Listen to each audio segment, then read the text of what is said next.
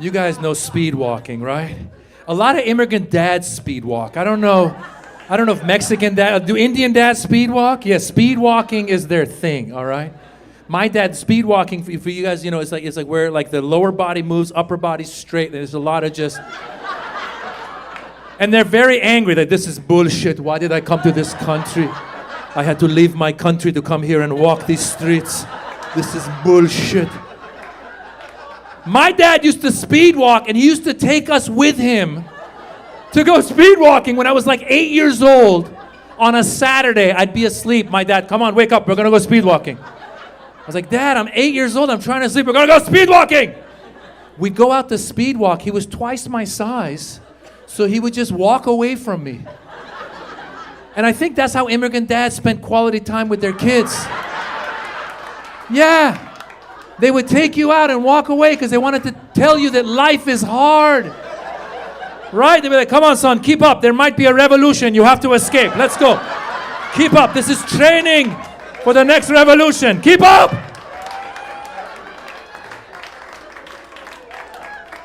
And then I realized we weren't there just to speed walk with our dads and our immigrant dads, but also we were their therapists.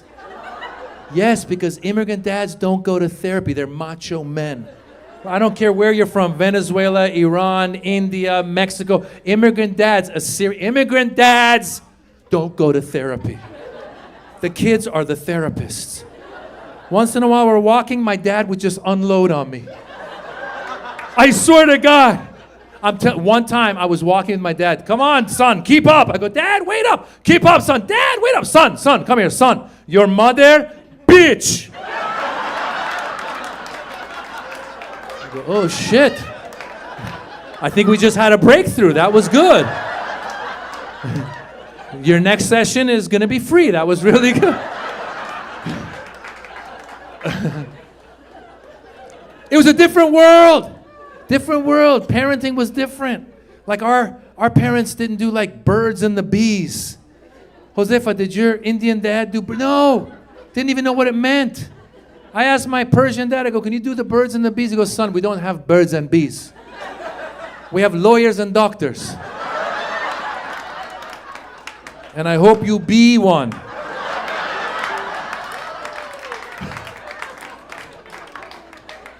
You know how I learned about the birds and the bees? This is how I learned. When I was in the 7th grade, my friend David was walking home one day from school. He found 3 grocery bags filled with Playboys. Just outside by the garbage. That's how they used to do it back in the day. Then the guy was done, he would pay it forward. Yeah, he was done with his Playboys, he'd leave it outside. He's like, some pervert will find this and make use of it. David came up to me and goes, listen, I got 3 bags of Playboys. You want one? I go, of course I want a bag of Playboys. I took it home, I taught myself the birds and the bees. I was very good at it, thank you very much. Thank you. But then also having the immigrant entrepreneurial mentality, 6 months later, I took the bag to school and sold it to all the other boys. Made a profit, bought my first house. Thank you very much. Nobody did birds and the bees. Now we got to do birds and bees. I stumbled into the birds and the bees. Who's got young kids here? Who's got young kids? Anybody? There you go. How old are your kids? 12 and 18. There you go. How old are your kids? 17. Did either of you do birds and bees with your kid, the sex talk? Did you do it? You did, right? And you kind of did, right? You were like, here, let me get you started. Right? You're like, here's a man, here's a woman, and here's a magazine. Go figure it out. No, listen, I didn't even mean to. I didn't mean to do the birds and the bees. I stumbled into it because we read books as parents now. We read books. And the book says if your kids ever ask you a question, answer them honestly. That's what you got to do, right? So I was watching when my daughter was 8 and my son was 10. I was watching a TV show with them. First of all, as your boy gets into his like teenage years, boys get a little spaced out. Like Dara's a smart guy, but he's a little just, oh. And girls are sharp. You're sharp. My daughter is like CSI, FBI, CIA, all combined. She is paying attention. Guys, we were watching the TV show Blackish. Great show, right? Blackish. First episode of the whole show. I didn't know this was going to happen. I'm watching with the kids. First scene of the whole show. The father walks in to his high school son's room. He opens the door, and the high school son is about to masturbate. Like he's about to pull his underwear down. The dad opens the door. He sees it. He goes, "Oh!" And he walks out. And the son goes, "Oh!" And he jumps on the bed. My son doesn't even notice. My son, he's just, "Oh." My daughter, right away, she goes, "What just happened?" I go, what just happened? Like, what just happened, like, on TV or in the world? In the world?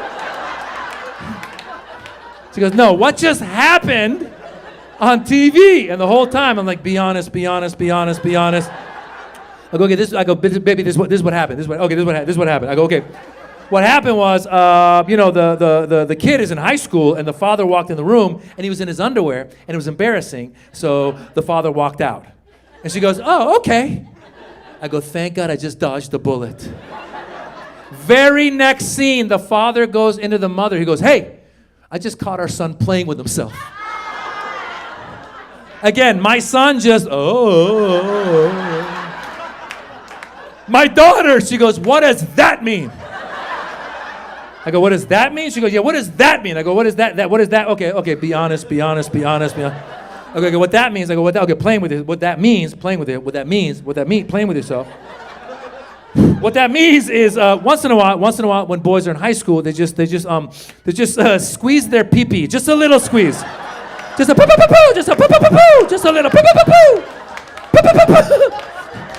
She looked at me like, "What the fuck?"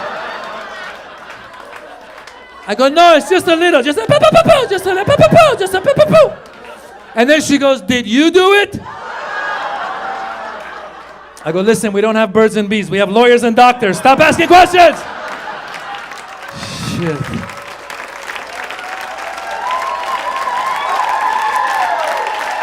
Oh. It's just ongoing. And in the middle of all that, we got a pandemic puppy. Anybody else here get a pandemic puppy? There you go. You got one? You got one? Which kind did you get? Chihuahua? There you go. You guys live together? Fantastic. You said no? You said yes? Some weird shit's happening right now. Because Amir thinks they live together. Elizabeth's like, "No, motherfucker, you don't pay rent."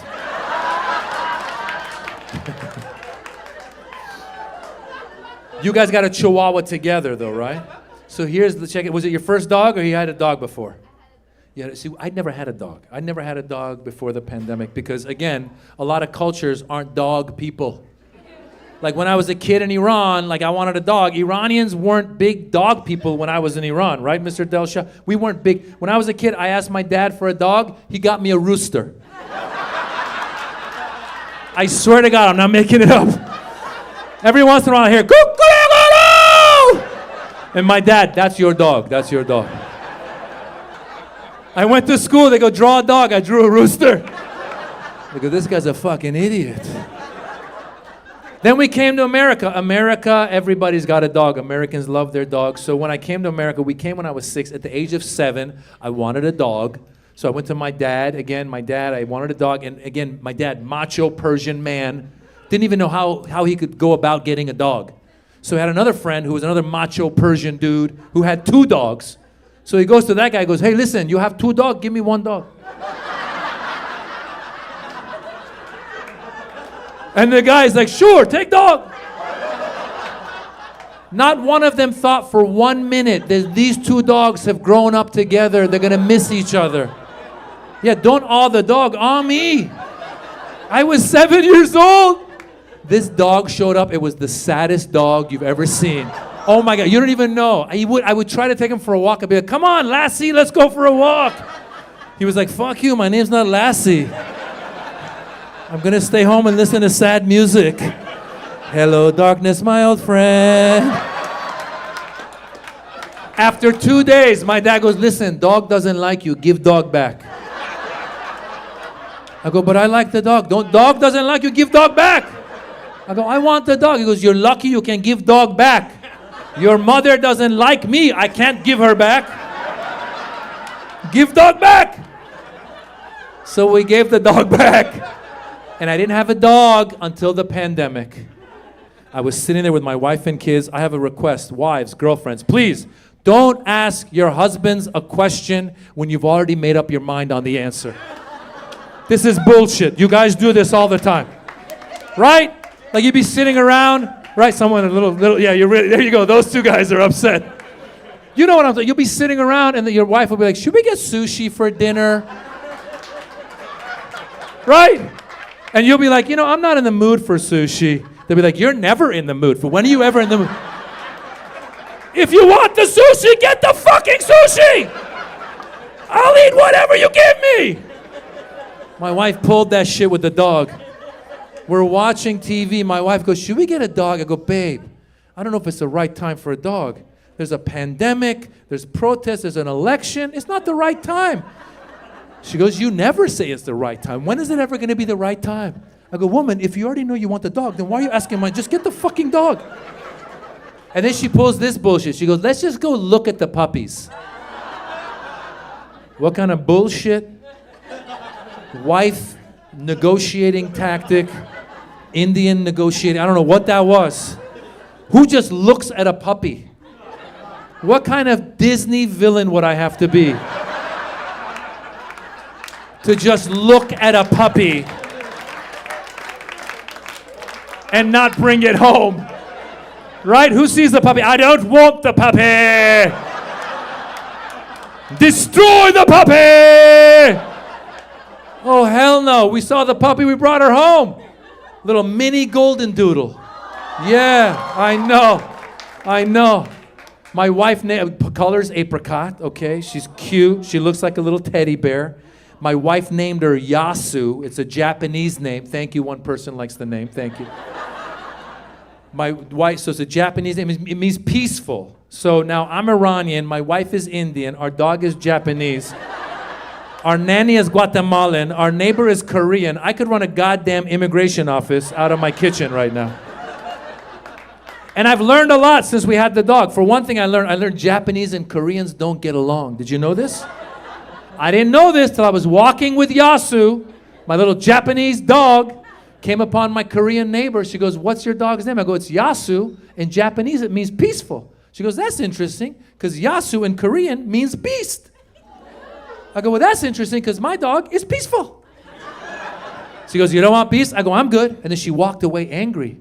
And I was like, what the hell? Why was she upset? I went to my wife. I go, why was the neighbor so upset? She goes, you idiot. They don't get along. What do you care? Just tell her it's beast. So the next time I saw her, I said, listen, my bad. The dog is actually Korean. She's beast. And my neighbor was like, oh, very good. So she walked away. And then I kept walking, and I ran into some Greek guy. He goes, oh, your dog's name is Yasu. You know, in Greek, Yasu means hello. I go, Jesus Christ, we're going to start World War III over this dog's name. I'm just trying to get her to take a shit so I can go home and take a nap. So now her name is Hello, you peaceful beast. We celebrate life, man. Now, the reason I was asking about the different ethnicities, this is why. Because anyone who comes from an immigrant background, no matter where you're from, whether it's the Middle East or Asian or Latin America, whatever, anyone that comes from an immigrant background, back me up on this. Immigrant mothers have their own remedies whenever something happens to you. Like when I was losing my hair, my Persian mom, I swear, Maz, you don't need the Rogaine and the Mogaine. Okay, you don't need the cocaine and the mocaine. Cocaine, where'd that come from? Maz, you're losing your hair, Maz. What you do, you take an egg.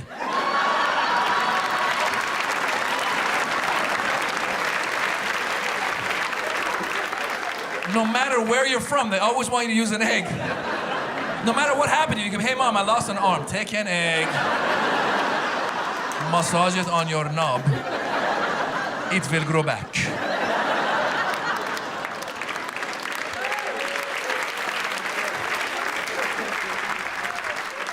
In the form of an omelet, but still, you will have an armlet. I was losing my hair. My Persian mom, Maz, take an egg, massage into your hair, add some baking soda, yeast, and butter. Sit for 2 hours. I was desperate, I tried it. Yeah. 2 hours later, I called her back, Mom, it's a cake. She goes, happy birthday!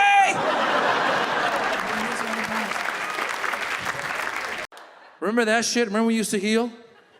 Guys, once you're 30 and older, you stop healing. You just start collecting injuries. And every injury has a story. You'd be limping. Someone goes, what happened? I'll tell you what happened. I was opening the refrigerator. Somehow I pulled my Achilles. I don't even know. I was using my arm, I hurt my leg. I don't know how that works. Go to the doctor doesn't know shit. I don't know how it is in Dubai. In America, they're afraid to get sued. I went in there, I go, hey, can you heal me? I got hurt Achilles. Can you do something? He goes, well, have you thought about stretching? I go, asshole, I was opening a refrigerator. Who stretches before opening a refrigerator? Who walks up to a refrigerator? Oh, wait, before I do this, let me just go ahead. Let me get that. Get the calves. Honey, I'm getting your juice. I just gotta stretch my legs. You want ice? Shit, I gotta get in the ice chest. Let me open up my hips. Getting older sucks. Getting older sucks. You gotta get a physical. Have you had a physical recently, Jawed? He didn't even know what it means. Physical, once you're 40 and older, is you gotta go to see the doctor once a year to find out if this is the year you're gonna die. Once a year, you go, hey doc, how we looking? Are we gonna do it again? If it's not gonna happen, if I'm gonna die, let me know. I just won't pay the bill. What's going on? I went this year, Ahmed, I swear to God, I'm not making this up. This year at the physical, you know what they told me? I grew an inch. Like here, not there, here. No, if it was there, you would have heard. I would have called the press conference. If it was there, I would have walked out. Thank you for coming, MSNBC, Fox, CNN, thank you for coming.